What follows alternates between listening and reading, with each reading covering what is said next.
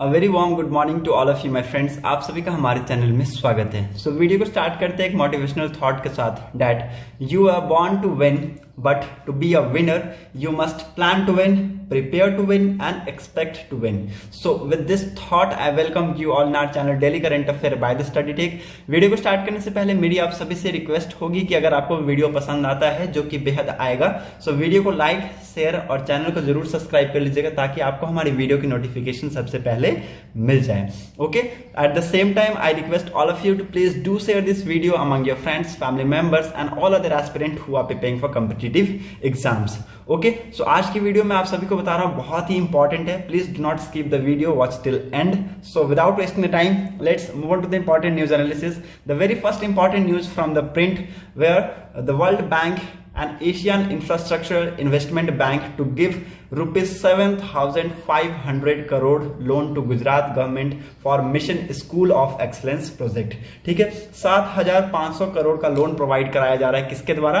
World bank के द्वारा और एशियन इन्वेस्टमेंट बैंक के द्वारा, एशियन इंफ्रास्ट्रक्चर इन्वेस्टमेंट बैंक के द्वारा ये 7,500 करोड़ का लोन दिया जा रहा है किसको? गुजरात गवर्नमेंट को, गुजरात की सरकार को। ओके, किस लिए दिया जा रहा है? Mission school for excellence project के लिए दिया जा रहा है। इसके अंदर ग्रुप भी भेजे गए हैं, वर्ल्ड बैंक के द्वारा ग्रुप भी भेजे गए हैं चेक करने के लिए। लेकिन उससे पहले मैं आपको कुछ इंपॉर्टेंट पॉइंट बता देता हूं, लिख लीजिए। ओके, ये किस किस ने लोन दिया है पहले आप लोग ये लिख लीजिए।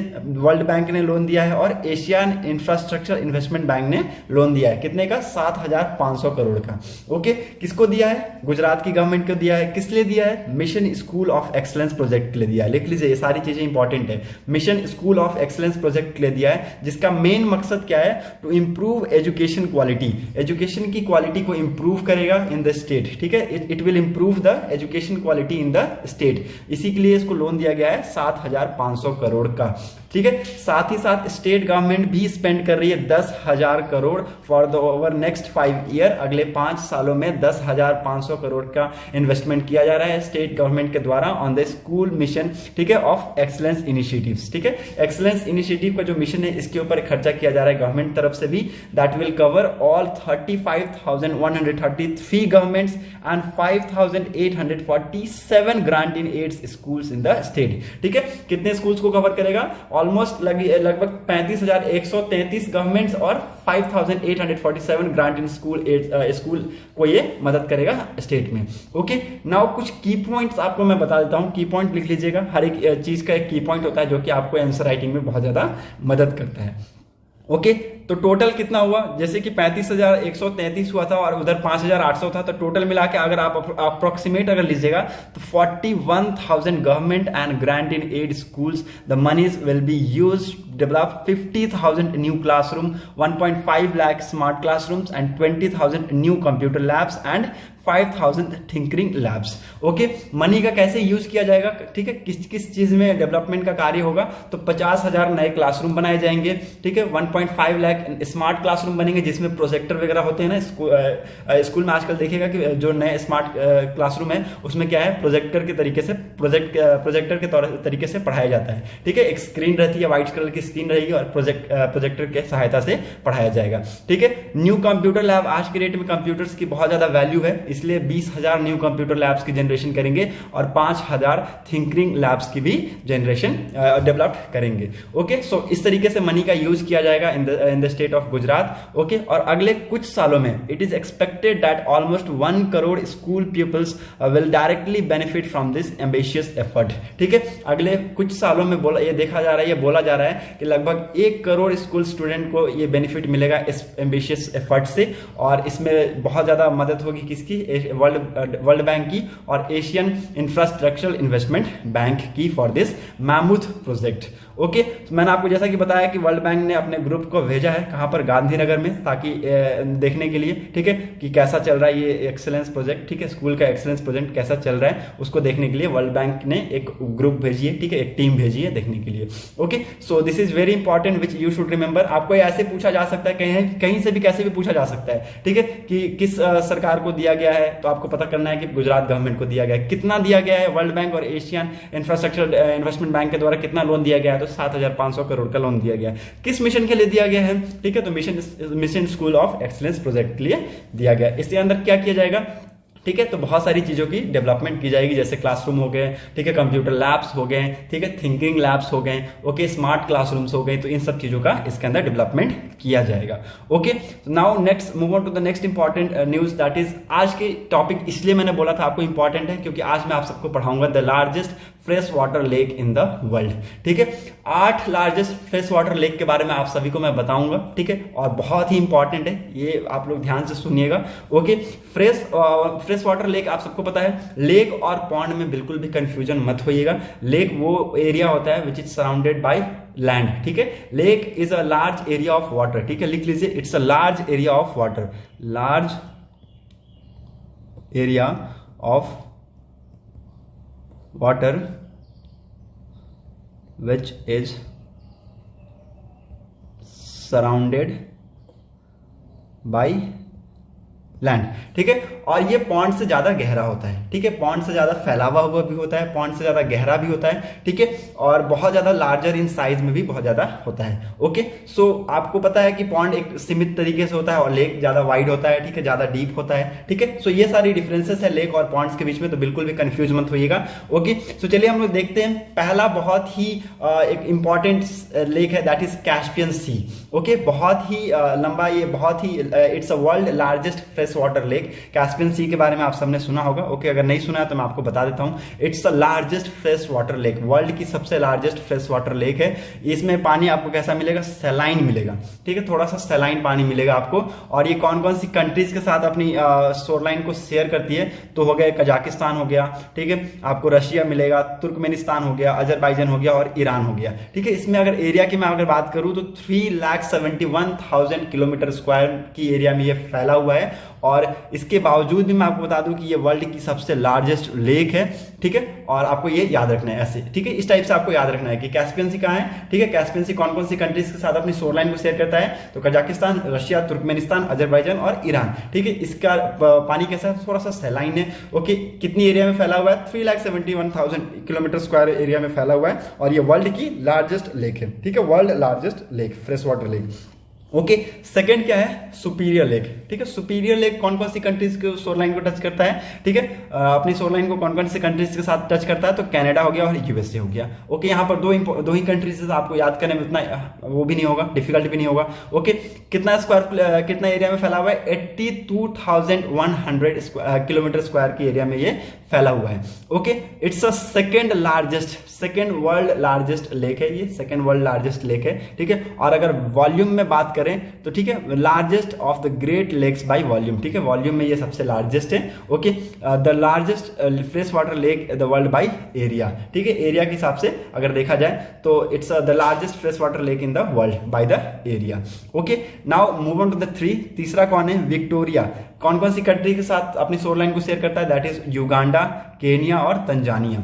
ठीक है, कितना किलोमीटर की एरिया में फैला हुआ है? 68,870 किलोमीटर की एरिया में ये फैला हुआ है। ओके, और इसका वॉल्यूम आप देख सकते हैं 2750 किलोमीटर क्यूब। ठीक है, 27,050 किलोमीटर क्यूब। ओके, और आप यहां पर देख सकते हैं इट्स अ थर्ड लार्जेस्ट। और ये मैं आपको बता दूं कि ये एशिया का, ये अफ्रीका का लार्जेस्ट लेक है बाय एरिया। ठीक है, एरिया में जो अफ्रीका कंटिनेंट है ना, वहां का ये सबसे लार्जेस्ट लेक है एरिया के हिसाब से अगर देखा जाए तो। ओके, नाउ मैं आपको चौथा बताता हूं, ह्यूरोन का। ह्यूरोन के बारे में आप सबने सुना है, Huron lake is the fourth largest lake, जो कोई किस किस कंट्री के साथ बॉर्डर शेयर करता है? कनाडा और यूएस के साथ बॉर्डर शेयर करता है। ठीक है, शोरलाइन शेयर करता है। ओके, और इसकी एरिया कितनी है? 59,600 kilometre square, which contain Manitoulin island, world largest lake island. ठीक है, किसके साथ ये क्या कंटेन करता है? मानिटोलिन आइलैंड को लेकर चलता है, और जो कि वर्ल्ड की लार्जेस्ट लेक आइलैंड है।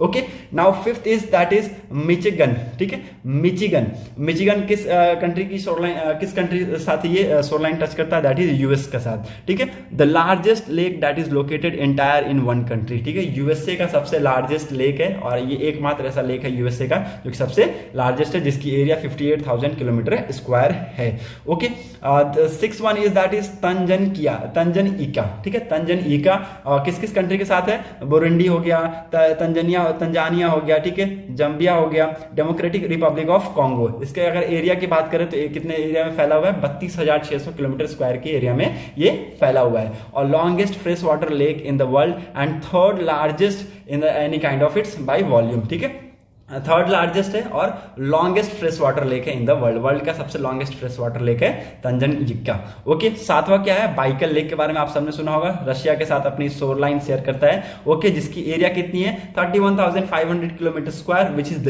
Deepest lake in the world and largest fresh water lake in the world bye volume, ठीक है। वॉल्यूम के हिसाब से अगर देखा जाए तो 23,600 किलोमीटर क्यूब है इसका वॉल्यूम, ठीक है, और it's a deepest lake in the world, ठीक है, वर्ल्ड की सबसे डीपेस्ट लेक है बाइकल लेक। आपको अगर पूछा जाए क्वेश्चन में तो वर्ल्ड डीपेस्ट लेक कौन है, तो बाइकल है, ठीक है, और वॉल्यूम के हिसाब से देखा जाए तो लार्जेस्ट फ्रेश वाटर लेक है इन द वर्ल्ड। ओके, आठवां कौन सा है, ग्रेट बियर लेक, ठीक है, ये किस कंट्री के साथ अपनी शोर लाइन को शेयर करता है, कनाडा के साथ शेयर करता है, जिसकी कितनी एरिया में ये फैला हुआ है, 31,000 किलोमीटर स्क्वायर में ये फैला हुआ है। इसकी वॉल्यूम की बात करें तो 2236 किलोमीटर क्यूब, ठीक है, जो कि लार्जेस्ट लेक है इंटायर विद इन कनाडा, ठीक है, कनाडा का एकमात्र ऐसा लेक है जो कि सबसे लार्जेस्ट है and largest lake partially with in the Arctic circle, ठीक है, आर्कटिक सर्कल में भी ये सबसे लार्जेस्ट है। ओके, सो ये आठों लेक के बारे में आपको याद रखने, क्वेश्चन ऐसे पूछे जा सकते हैं, कैसे भी क्वेश्चन आपसे पूछा जा सकता है, लार्जेस्ट कौन है, डीपेस्ट कौन है, ठीक है, बहुत ज्यादा लॉन्गेस्ट कौन है, ऐसे भी क्वेश्चन आपसे पूछे जा सकते हैं। ओके, सो लेक के बारे में आप लोग मेरे तरीके से आप एक बार और पढ़ लीजिएगा अच्छे से, ठीक है। ये डाटा आई थिंक आप सबके लिए सफिशियंट है, ठीक है, सफिशियंट डाटा है मेरे हिसाब से। ओके, आप इसका एज ए स्क्रीनशॉट तौर पे ले सकते हैं। Okay, you can take the screenshot. Okay, so now let's move on to the important question की तरफ हम मूव करते हैं। The very first important question that Prakriti which was recently launched is mascot to create awareness on which field, किस field के लिए प्रकृति को लॉन्च किया गया था, किस फील्ड के रिगार्डिंग अवेयरनेस फैलाने के लिए प्रकृति को लॉन्च किया गया था। These are the option in front of you. A, plastic pollution, B, gender equality, C, LGBTQ rights and D, skill developments. Okay, I'm going to give the answer. A will be the answer of this question. इसको plastic pollution के regarding awareness फैलाने के लिए इसको launch किया गया था, किसके द्वारा, union environment minister Bhupender Yadav ji के द्वारा इसको लॉन्च किया गया था, to spread the awareness about small changes in life that can curb plastic pollution, ठीक है, किस लिए, ताकि लोगों के बीच में अवेयरनेस फैला सके कि विच अबाउट द स्मॉल चेंजेस, जो भी छोटी मोटी चेंजेस हो रही है लाइफ के रिगार्डिंग, उसके खिलाफ उसी के रिगार्डिंग अवेयरनेस फैलाने के लिए इसको लॉन्च किया गया था, which can curb plastic pollution, जो कि कर्ब कर सकता है किसको, प्लास्टिक पॉल्यूशन को, ठीक है। इन्होंने वेरियस ग्रीन इनिशिएटिव को लॉन्च किया था, विच इज किसके द्वारा इसको लॉन्च किया गया था, मिनिस्ट्री ऑफ एनवायरमेंट के द्वारा, फॉरेस्ट क्लाइमेट चेंज के द्वारा and central pollution control board CPCB आपने सुना होगा, central pollution control board, which to ensure the effective plastic waste management in the country, ठीक है। क्या ये सारी चीजें, ये सारी जो बॉडी है, ऑर्गेनाइजेशन, ये क्या, इनका क्या काम रहता है, ये इंश्योर करती है कि इफेक्टिव प्लास्टिक वेस्ट मैनेजमेंट का सही जगह से, मतलब सही जगह से जो प्लास्टिक है उनका सही जगह यूज किया जा रहा है, सही जगह मैनेजमेंट, प्रॉपर मैनेजमेंट की जा रही है इन द कंट्री, ठीक है, ताकि प्लास्टिक पॉल्यूशन ना हो। Okay, so Prakriti was launch by union minister Bhupender Yadav ji के द्वारा इसको लॉन्च किया गया था, ठीक है, यूनियन एनवायरमेंट मिनिस्टर आप बोलिए, भूपेंद्र यादव जी के द्वारा इनको लॉन्च किया गया था। Okay, to raise the awareness regarding plastic pollution. Okay, now move on to the next important question that is as per the update of world health organization air quality database. ये 2 दिन की news है, 2-3 दिन की मेरे ख्याल से ये न्यूज है, आप सबने सुन लिया होगा, तो आंसर आप सब मुझे कमेंट सेक्शन में दे सकते हैं, ठीक है। What percentage of the world breathe unhealthy air, ठीक है। These are the option in front of you, A 25, B 49, C 75 and D 99. Okay, I'm going to give the answer. D will be the answer of this question. 99% of the world population breathe air that exceed WHO air quality limit.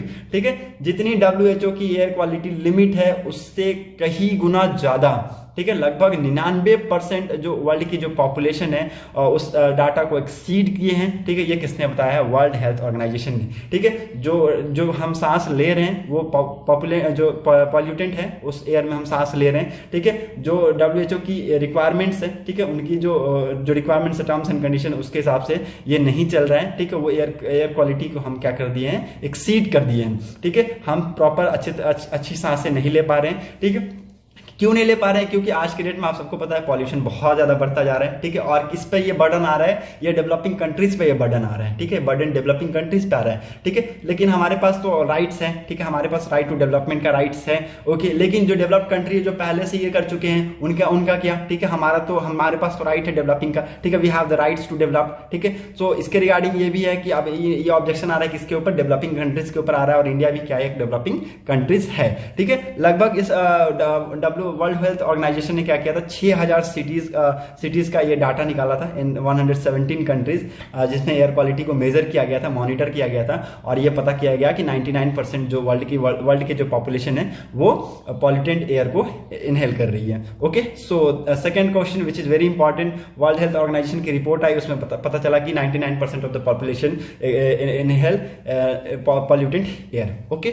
Now move on to the next important question, that which country has started a pilot project to produce green steel by burning hydrogen, ठीक है। Green steel को burn करके, ठीक है, hydrogen ठीक है, sorry, hydrogen को burn करके ग्रीन स्टील को प्रोड्यूस करना एक पायलट प्रोजेक्ट था। किस कंट्री ने स्टार्ट किया था इसको? ठीक है, ठीक है, green steel by burning hydrogen, hydrogen को बर्न करके ग्रीन स्टील अचीव करना, प्रोड्यूस करना एक पायलट प्रोजेक्ट था किस कंट्री का? These are the option in front of you, A Australia, B Sweden, C Poland and D Italy, okay. I am going to give the answer, D will be the answer of this question. ये किसका pilot project था? Sweden का था। Sweden ने एक launch किया था pilot project to reduce the carbon emission, ठीक है, कार्बन इमिशन को रिड्यूस करने के लिए इन्होंने एक पायलट प्रोजेक्ट का लॉन्च किया था, ठीक है, ठीक है। और ये मैं आपको बता दूं, which involve the steel production by switching some of the that process by burning cooking coal and burning hydrogen, ठीक है। कोकिंग कोल और हाइड्रोजन को बर्न करके ये क्या करने वाले थे? स्टील का प्रोडक्शन करने वाले थे, ताकि क्या हो, जो कार्बन इमिशन है उसमें हमें रिड्यूसमेंट देखने को मिले, ठीक है। हाइब्रिड जो hydrogen breakthrough iron making जो टेक्नोलॉजी है, ये क्या है? एक जॉइंट वेंचर है, किसके बीच में? Between steel giant SSAB mining company LKAB and Swedish state owned power firm Vattenfall, ठीक है। सो ये एक hybrid hydrogen breakthrough iron making technology एक जॉइंट वेंचर है, किसका? स्टील जेंट SSAB का और माइनिंग कंपनी SKAB और स्वदेश स्टेट ऑन्ड पावर फिल्म वैटलफॉल का ये क्या है? जॉइंट वेंचर है, ठीक है। As per the world steel association, every metric ton of the steel produce emitted twice that much carbon dioxide, ठीक है। ये बताया जाता है किसके द्वारा? वर्ल्ड स्टील एसोसिएशन के द्वारा, कि हर मेट्रिक टन, ठीक है, every metric ton of steel produce emitted twice that much of carbon dioxide, okay, twice produce करता है कार्बन डाइऑक्साइड, ठीक है। सो किस कंट्री ने ये पायलट प्रोजेक्ट स्टार्ट किया था? B Sweden will be the answer of this question. Now move on to the next important question, that the Blue Nile River which was seen in the news originated in which country, ठीक है। किस country से? Blue Nile river के बारे में आप सबने सुना होगा, नाइल रिवर के बारे में, ठीक है। किस कंट्री से ये ऑरिजिनेट करता है? ये तो बहुत इजी क्वेश्चन है, ठीक है, जीके का सबसे इजीएस्ट क्वेश्चन है।